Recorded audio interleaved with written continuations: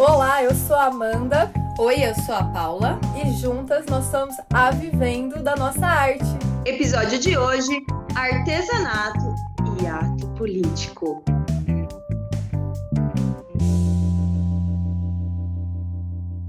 O homem é um animal político. Se você é de humanas, provavelmente já ouviu essa frase de Aristóteles. Tá, mas você deve estar se perguntando: o que política tem a ver com artesanato? Essa não é uma aula de filosofia, muito menos sobre dualidades políticas, e sim um bate-papo sobre como o artesanato também pode ser um ato político. Seja muito bem-vinda! Se você é nova por aqui, já vou dar uma bem-vinda mesmo para você, porque tem muita gente chegando no nosso podcast, a gente sabe, a gente recebe mensagem no nosso Instagram, que é @vivendo da nossa arte, falando, ai, comecei a escutar vocês agora. Então, seja muito bem-vinda, Amanda, se você é nova por aqui. Se você não é nova por aqui, seja bem-vinda novamente. A gente começa o podcast dando essas boas-vindas e também queremos falar que, se você ainda não segue a Vivendo da nossa Arte nas redes sociais, lá no Instagram é @Vivendo da Nossa Arte, no TikTok Vivendo da Nossa Arte também, YouTube Vivendo da Nossa Arte, Facebook Vivendo da Nossa Arte, Pinterest Vivendo da Nossa Arte. Mas a gente está mais ativamente lá no Instagram. Então, dá um alô para a gente, se você é nova ou se não é, marca a gente nos stories, porque a gente adora saber que vocês estão escutando. Essa é uma das formas que a gente sabe que o nosso podcast está chegando aí para vocês. Mas vamos lá, vamos conversar sobre esse episódio que eu acho que, para quem é de humanas, a galera de humanas vai curtir bastante. E eu sei que tem muita gente que é de humanas que faz artesanato. Paula, você lembra das aulas de filosofia? Nossa! Lembro, e eram as que eu mais amava, com certeza. No colegial que eu tive, eu não tinha capacidade intelectual suficiente, não tinha tido nenhuma crise existencial ainda para refletir sobre filosofia, né? Então eu achava meio baboseira. Hoje, claro que tinha algumas reflexões, mas não a proposta que o professor realmente se colocava ali, né, para estar passando. Mas na faculdade, amiga, porque quem não sabe, nós fizemos direito, né? Eu não terminei, Amanda terminou, e direito é filosofia pura, né? Não tem como. E depois eu fui para psicologia, que também é filosofia pura, não tem como, né? Mas eu amava, amiga, tanto que eu só mudei para psicologia porque eu percebi que eu só gostei do primeiro ano do direito, que era só filosofia e sociologia. É isso, o direito tem muita filosofia. Pai amado, até cansa uma hora. A gente tem praticamente todos os anos filosofia. E a gente não tem só no quarto ano, mas do primeiro, segundo, terceiro e quinto ano tem matéria de filosofia e é cansativo até, você vê que pira a cabeça junto. Mas, né, vindo para o nosso episódio, a gente tem que trazer uns conceitos. Para quem não é, para a gente entender mais sobre ato político, é importante a gente trazer alguns conceitos da filosofia mesmo. Né? Quando o Aristóteles diz que o homem é um animal político, ele quer dizer o quê? Que todo homem, né, com todo ser humano, é um ser social. Porque como que veio, né? As pessoas começaram a se reproduzir, aí começaram a viver em comunidades, de comunidades vieram as cidades, né? E a cidade é um processo desse desenvolvimento social do ser humano, diferente dos outros animais, né? Então, assim, claro que tem animal que anda em bando, mas nós somos sociáveis, né?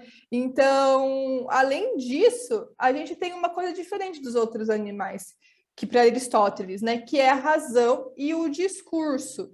E para ele, essa razão e também esse discurso, e aí tem muito a ver com o direito, né?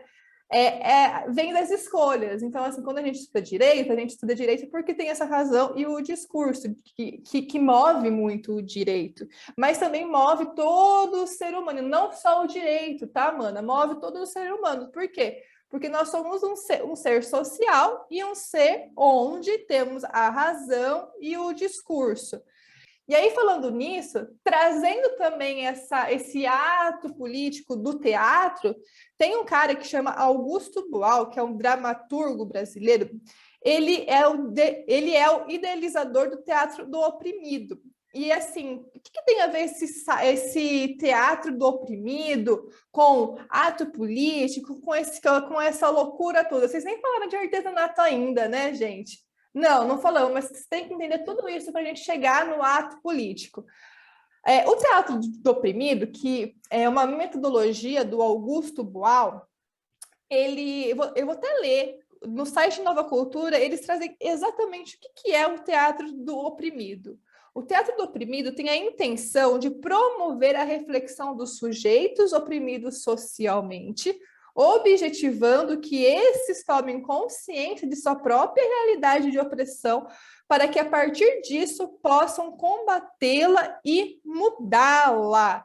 Olha que legal isso, né? E o que quer dizer isso? Isso é um ato político. A partir do momento que a gente promove essas reflexões e traz essa consciência de opressão nesse caso, né, que o teatro do oprimido traz muito isso, traz o ato de pensar, traz a razão, traz o discurso. Então, assim, para ele, o Augusto Boal, ele diz o quê? Que qualquer ato é um ato político. Porque usar uma roupa branca ou verde é um ato político. Por que é um ato político para ele? Porque é uma escolha que você está fazendo. Então, toda atividade é política, porque tem tomada de decisão, entendeu? Então, por isso que Aristóteles fala que o homem é um animal político, por isso que Augusto Boal traz, né, no teatro, e é legal trazer que uma outra referência de arte aqui, o teatro também tem essa intenção de consciência. Tá, mas o que o artesanato tem a ver com isso, Paula? Manas, muita coisa tem a ver. Bom, primeira coisa, a gente sabe que o artesanato, ele era uma ferramenta de educação moral feminina e realizado apenas no âmbito doméstico por mulheres. Então, ainda tem, né, para ainda piorar um pouco essa situação, tem raiz escravocrata, né? Ninguém quer sujar as mãos, né, para estar fazendo uma peça. É como se fosse algo diminutivo, algo Tem essa frase, né? submisso. Essa frase é muito que mostra Exatamente. essa frase não vou sujar as minhas mãos, mostra muito que é uma raiz escravocrata, né? Então, não vou sujar as minhas mãos, ela traz, né, esse lado pejorativo do artesanato, né? Totalmente, totalmente. Então, quando a gente olha para isso, né, para esse passado do artesanato, gera o quê? Uma reflexão para a gente, óbvio, porque se vem daí nessa história, né? Porque nós estamos falando para mulheres, a gente vai trazer o viés do artesanato voltado para mulheres. Esse é o nosso viés, né? Tarefa doméstica realizada por mulheres que para casar tinham que ter estes dons, né? Os dons, o avesso perfeito, meu Deus, ela borda como ninguém e tudo mais. Pode ver que tem muitas pinturas, né? Renascentistas, trazendo a mulher bordando. A gente vê em muitas séries de época também o papel da mulher ali bordando, fazendo crochê, fazendo enxoval e tal. Hoje em dia não tem nada disso. Por quê? A partir do momento que as mulheres tomaram para si uma escolha de não fazer artesanato apenas por hobby ou para cumprir um papel social ali, já vem como a artesanato como ato político. Por isso que a gente vê muito A Amanda pode falar mais sobre isso, porque ela viajou e ela viu na Argentina as bandanas, né, amiga? Que eu acho que muito legal trazer. A gente vê muito também o artesanato feminista, trazendo um viés feminista e falando assim, ó, as nossas agulhas são a nossa resistência. A gente pode escolher estar no espaço doméstico ou não. Exato, porque aí, né, como a gente falou no comecinho, esse poder de escolha é ato político, porque é uma escolha. E se você faz artesanato por hobby, se você faz artesanato por... Ai, eu faço artesanato para ficar em casa mesmo, tem essa tarefa doméstica, porque tem algumas mulheres que ainda não, né? Escolhem ter essa tarefa doméstica, isso também é um ato político, porque é uma escolha sua. Então, quando a gente fala de artesanato e ato político, a gente fala de mulheres ocupando novos espaços também, como a Paula falou, a gente traz sempre esse viés da mulher, do papel da mulher no artesanato, e traz também um para além da técnica, que eu acho que isso me fascina, entendeu? Se você usa o artesanato além da técnica, o que quer dizer além da técnica? É um artesanato pensante, um artesanato que faz você refletir e outras pessoas refletirem. Isso daí torna ainda mais poderoso esse ato político. Vou dar alguns exemplos da Vivendo da Nossa Arte, e também vou dar, eu também vou dar alguns exemplos fora também da Vivendo da Nossa Arte. A Vivendo da Nossa Arte, 3 anos consecutivos, participou de exposições onde a gente levou as nossas bonecas de pano para o museu, coisa que não é muito vista, né? Artesanato em museu já causa um olhar diferente. E esse estranhamento que vem da arte também é um ato político. A gente está ocupando um lugar onde nunca ocupamos, entendeu? Que é o museu, que é uma exposição através do nosso artesanato. E tem, né, tem a Guerrilla Girls, que elas trazem, né, muito essas sátiras de as mulheres, elas podem estar no museu, elas trazem esse olhar, né? Como que a gente pode estar no museu? E tem até uma arte lá no MASP que fala sobre as mulheres precisam estar nuas para entrar no Museu de Arte de São Paulo, né? Tem uma arte delas mega famosa, se você não conhece, coloca lá no Google Guerrilla Girls, com 2 L's, tá? E elas trazem esse ato político, ó, vamos ocupar lugares diferentes, lugares que nunca ocupamos. E esse é um exemplo fora do artesanato. E assim, as peças, né, falando em peça em si, as peças têm que serem pensantes. O que quer dizer peças pensantes? Exemplo da VDNA. A gente, 2019... E no Nordeste começou a ter nos mares, né, aquela graxa, aquela poluição, né, e o Ministério do Meio Ambiente, no caso, não fez nada, né, estava meio que negligenciando total, né, o que estava acontecendo. Então, estava chegando em várias praias do Nordeste aquela poluição, aquele mar, aquela graxa que não sabia exatamente o que era, né, na época. E aí que nós fizemos uma intervenção de pegar uma boneca nossa... Babadeira, que deu o que falar.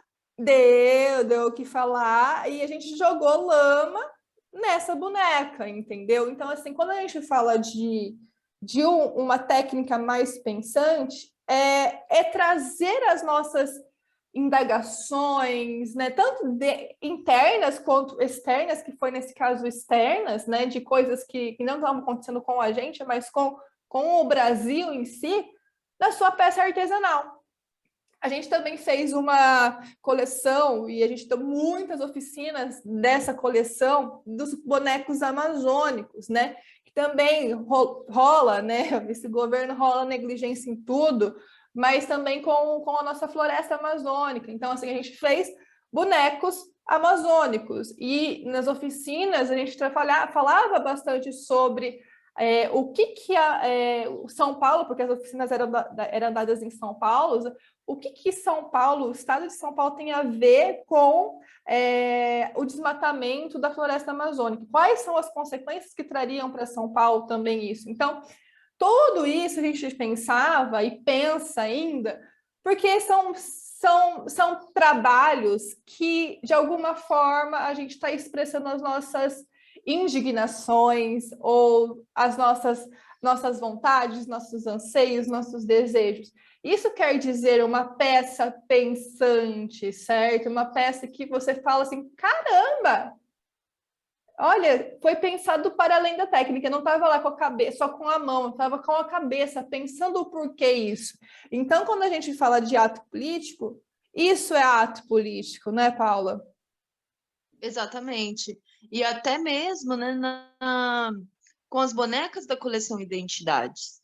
Quando a gente produz tanto, né, para venda as nossas bonecas e também ensina as bonecas da coleção Identidades, a gente está trazendo uma reflexão de autoconhecimento, onde a pessoa se entende empoderada para fazer suas escolhas, para entender o que gosta, o que não gosta, quem é, o que faz parte dela, o que não faz, né? E isso reflete muito na sociedade. Quando um ser humano ele consegue pensar na sua existência, ele consegue pensar em suas escolhas, ele se vê empoderado de suas escolhas. E aí sim se dá o ato político. Então, tudo pode, através das suas mãos, se transformar em ato político. Não esqueça disso.